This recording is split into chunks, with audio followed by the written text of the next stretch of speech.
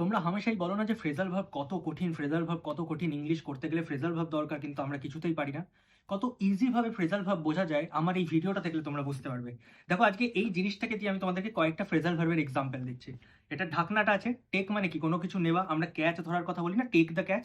Take মানে নেওয়া। দেখো টেক অফ, অফ মানে কি কোনো কিছুর কানেকশন বন্ধ করে দেবো, আমরা সুইচ অফ করি, ইলেকট্রিক কানেকশন বন্ধ করি, তাহলে এই যে আলাদা করে দিলাম টেক অফ। ঠিক আছে, এটাকে রাখলাম। এবার দেখো এর ভেতরে জিনিস রয়েছে, আমি বলবো টেক আউট মানে নিচ্ছি, বাইরে বার করছি, টেক আউট। বোঝা গেল? এবার এটাকে নিচে রাখবো, তাহলে পুট মানে কি রাখা, পুট ডাউন, পুট ডাউনে আমি নিচে রাখলাম।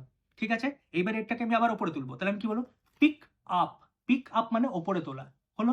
এবার আমি এটাকে ভেতরে রাখবো, আমি কি বলবো, পুট ইন, ইন মানে কি কোনো কিছুর ভেতরে, পুট ইন রাখা, ভেতরে রাখা, পুট ইন।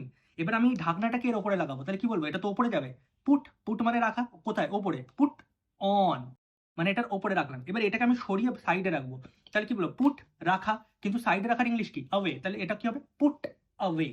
আশা করছি আমার এই ভিডিওটা থেকে তোমরা কিছুটা ফ্রেজাল ভার্ব বুঝতে পারলে, আর এই ফ্রেজাল ভার্বগুলোকে তোমরা তোমাদের ডেলি ইউজে ইউজ করতে পারবে।